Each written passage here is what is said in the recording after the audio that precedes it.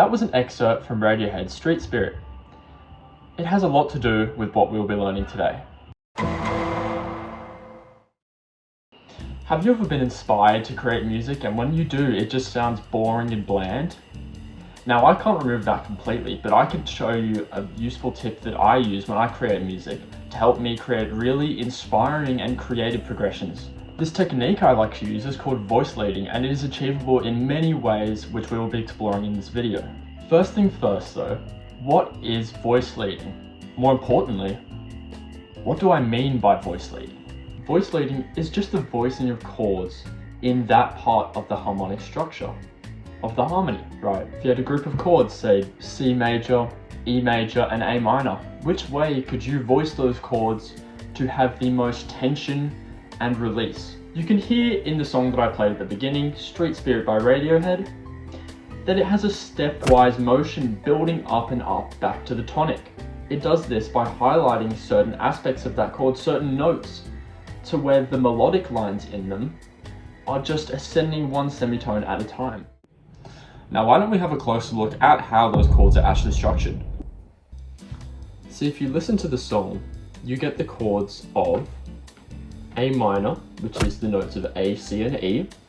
You get C major, which is C, E, and G, and E major, which is E, G sharp, and B. Now, Tom's vocals sing the G, G sharp, and A at the very end of the song. Now, this stepwise motion leads back up to the tonic of A. Let's compare this with other ways the harmony can be sung.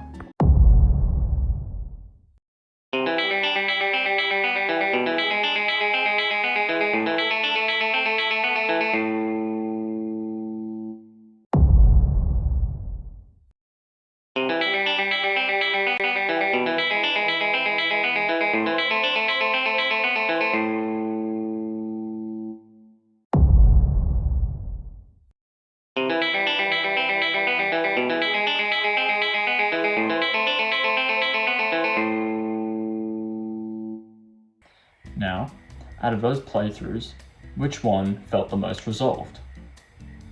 The first one, right? If you disagree, go re-watch that section of my video. And if you still disagree after re-watching the whole section, then let me know down in the comments which one you thought felt the most resolved and fit the end of that song the most.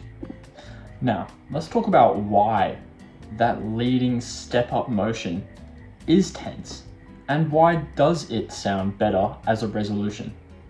Well, there's 11 intervals excluding the octave you can have, and the most dissonant of those are the minor second, the tritone, and major seventh. Now, this stepping motion actually utilizes both the minor second and the major seventh as really key parts of that sequence. The stepwise motion, it utilizes going up one minor second interval, which is probably the most dissonant interval at a time, and just steps up with that one interval back up to the tonic. This, combined with the fact that G sharp is the major seventh of A, makes a very, very tense and dissonant sounding. Well, I wouldn't say dissonant, I would say wanting to be resolved and having a very clear sense of direction and pulling you back to that tonic from the G sharp to the A. And that is why the first excerpt I played is the most resolving sounding one, right? Now let's keep looking at Street Spirit, right? But let's not look at the vocal line. Let's look at the actual arpeggios that are being played on the guitar, right? So for the most part, the key of the song is in A minor. It's only 3 chords apart from that very final end run that we're deep diving into.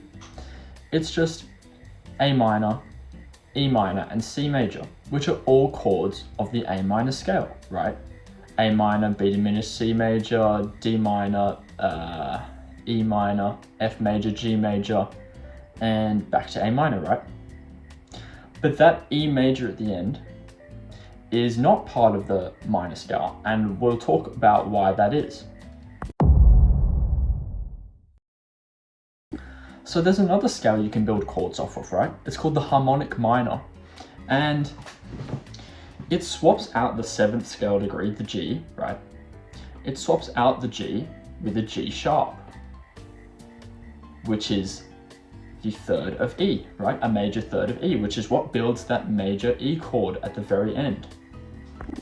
Now this technique actually has its own name, believe it or not. It's called the Picardy third. Now a Picardy third in layman's terms is just swapping out the minor chord, the minor 5th chord for a major 5th at the end of a song. By major 5th, I mean major 5, right? And by analyzing what we just looked at and the fact that the E major has a G sharp in it, right? That chord wouldn't have a G sharp if it was a minor chord, and you wouldn't be able to have that leading tone, G, G sharp, A. Now there's one more concept I'd like to talk about, but please, if you enjoyed this video and found it worth your time, drop a like and maybe subscribe. Now let's get back to the video. And the last topic I'd like to talk about is inversions. And what specifically do I mean by inversions? By inversions, I'm talking about chord inversions. So the way that you stack a chord based on its notes. So if you had a C chord, C, E, G, you could stack it E, C, G or E, G, C. You could stack it G, E, C, G, C, E, and many different ways. Now let's go back to Street Spirit by Tom York and analyzed how he used intervals, particularly on his E chord, to really emphasize the voice leading in that sequence of chords. I'm going to play through all of the chords or the arpeggios that Tom plays, and I want you to focus on the root note of each of the arpeggios that I play. I will list it as it goes on. Starts off with the C chord, to B in the E, back to an A.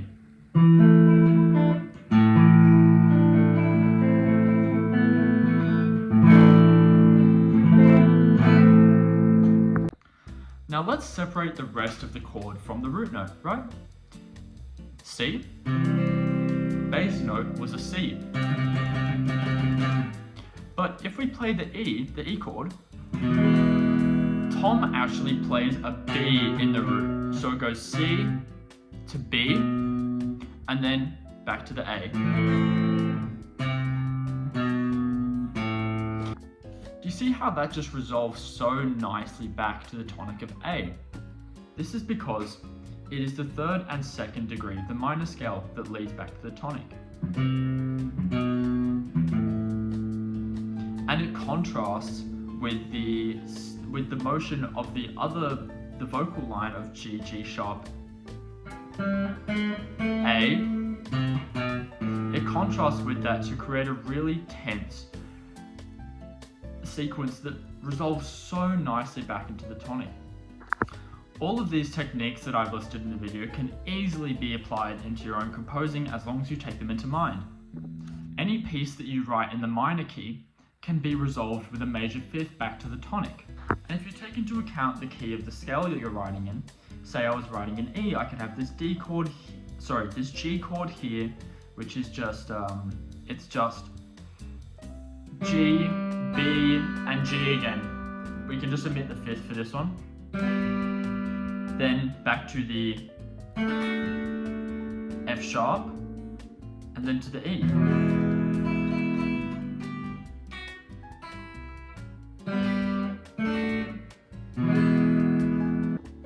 I hope this video has helped you find out what voice leading is and informed you well on how to increase your compositional skills and create interesting progressions and interesting compositions in general. If you enjoyed this video and found it helpful, please drop a like and subscribe to my channel, as it'll help me spread my love and teachings of music to other people and help other people discover the knowledge of music.